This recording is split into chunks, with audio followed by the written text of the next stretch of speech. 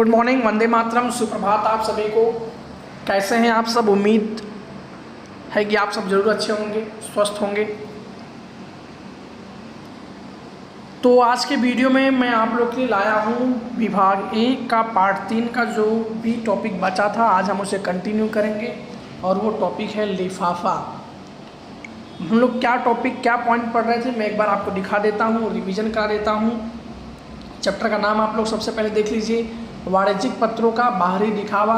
Means जो वाणिज्यिक पत्र होंगे, बिजनेस लेटर होंगे, उसका बाहरी दिखावा कैसा होगा ताकि पत्र और भी आकर्षक और सुंदर लगे। तो ऐसे में इसके लिए टोटल पत्र के बाहरी बातों को आकर्षक बनाने के लिए टोटल 6 बातें थी। कागज़ का चुनाव, टाइपिंग, हसिया, सल, लिफाफा और लिफाफे पर की लिखावट। कागज़ का चुनाव के बारे में हमने वीडियो अपलोड कर दिया था, आप लोगों ने, बहुत सारे लोगों ने देखा है। टाइपिंग, हाशिया और फोल्ड, यहाँ तक तो अपना टॉपिक पूरा हो गया था। और आज का जो टॉपिक रहेगा वो है लिफाफा।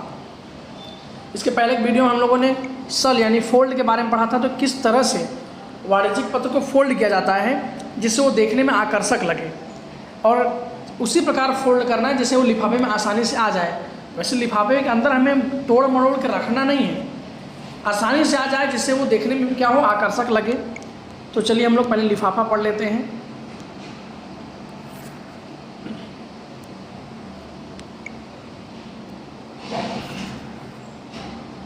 लिफाफा, पत्र प्राप्तकर्ता के हाथ में पत्र लिफाफा खोलने के पश्चात ही मिलता है। यानी जो भी व्यक्ति पत्र प्राप्त करता है, सबसे पहले उसे क्या मिलेगा? लिफाफा मिलता है, और पत्र लिफाफा खोलने के बाद मिलता है। इसका मतलब ये हुआ कि सबसे पहले वो लिफाफा ही देखता है, और पत्र तो उसके अंदर रहता है, यानी सबसे पहले लिफाफा ही देखेगा। तो लिफाफा किस तरह का होना चाहिए, कैसा होना चाहिए, वो हम यहाँ पढ़ते हैं। सबसे पहले तो लिफाफा ही मिलता है, इसलिए लिफाफे के चयन में ध्यान रखना आवश्यक है।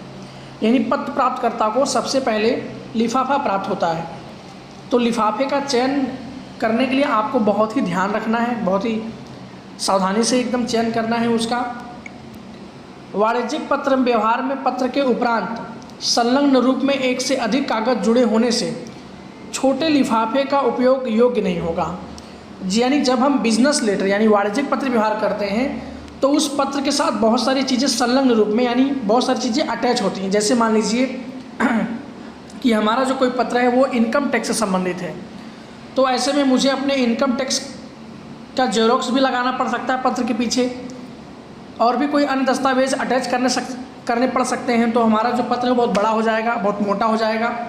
तो ऐसे में अत्यंत छोटे लिफाफे का जो उपयोग है वो योग्य नहीं होगा। सामान्य रूप से 36 आयात लिफाफा पत्र व्यवहार के लिए उपयोग में लिया जाता है। कई बार आप लोगों ने, बहुत सारे लोगों ने लिफाफा देखा भी होगा, हमारे घर पे भी बहुत सारे बैंक से जो कुरियर आते हैं लिफाफे के अंदर ही आते हैं। तो सामान्य रूप से जो लिफाफे का उपयोग किया जाएगा 36 आयत रेक्टेंगुलर आकार का जो होता है, इस प्रकार के लिफाफे का उपयोग करना है। इस लिफाफे का कागज उच्च स्तर का हो एवं पत्र हेतु उपयोग कागज के अनुरूप हो, ऐसा होना चाहिए।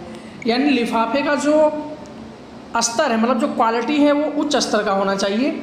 और पत्र हेतु उपयोग के लिए कागज, जैसे हमने पत्र, मान लीजिए कि जो कागज़ का उपयोग किया है वो स्नो वाइट है, मतलब हल्का क्या है, वाइट, बर्फीला जैसा है, तो लिफाफे पे कुछ इसी आकार का लेना है, उसके अनुरूप हो तो और भी अच्छा है।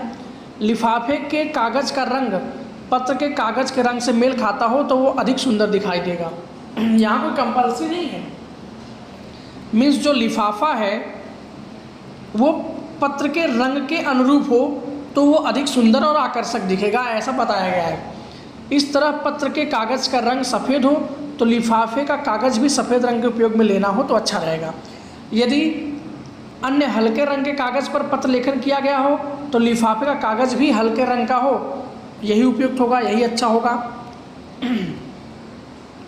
सामान्य रूप से वाणिज्यिक बातों में उपयोग लिए गए लिफाफे दाहिनी और ऊपर की तरफ खुले या बंद हो। जो लिफाफा है वो लिफाफे क्या हो, दाहिनी तरफ खुले हों या बंद हो, ऐसी संरचना वाला होना चाहिए। तदुपरांत आप लोगों ने, बहुत सारे लोगों ने LIC की रसीदें, बैंक या अन्य पेड़ियों के पत्र हेतु खिड़की वाले लिफाफे मतलब विंडो एनवलप। आपने कई सारे लोगों में देखा भी होगा विंडो एनवलप कि जैसे ये एक एनवलप होता है तो यहाँ पर जो एक ट्रांसपेरेंट होता है मतलब एक झिल्ली लगाई होती है, झिल्ली, और यहीं पर सब नाम और एड्रेस दिख जाता है। तो समान रूप से LIC की रसीदों, बैंक या अन्य पेड़ियों खिड़की वाले लिफाफे का उपयोग करते हैं, क्योंकि जो खिड़की वाले कटे भाग पर पत्र प्राप्तकर्ता के पते होते हैं, तो इसीलिए उसको ऐसे फोल्ड करना है कि पत्र प्राप्तकर्ता का जो पता है वो खिड़की वाले कटे हुए भाग के ऊपर ही आए।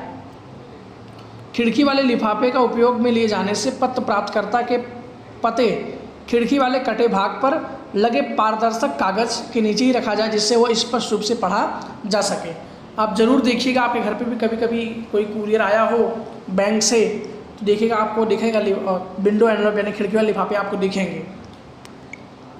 इस प्रकार के लिफाफे का प्रयोग होता है तब पत्र का मोड़ ऐसा करना चाहिए कि जिससे पत्र प्राप्तकर्ता का पता ठीक खिड़की वाले भाग के नीचे आए और पत्र के अंदर लिखा आंतरिक पता स्पष्ट रूप से देखा जा सके।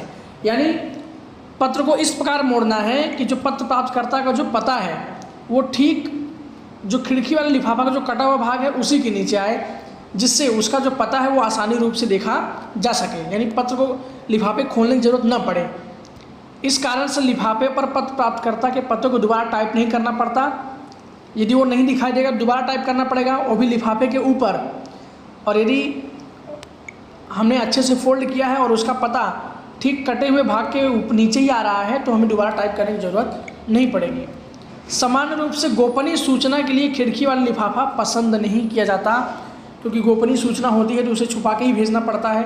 इसलिए खिड़की वाले लिफाफे में क्या होता है, बहुत सारी चीज़ें एड्रेस नाम दिखते हैं, तो इसलिए गोपनीय सूचना के लिए खिड़की वाला लिफाफा पसंद नहीं किया जाता।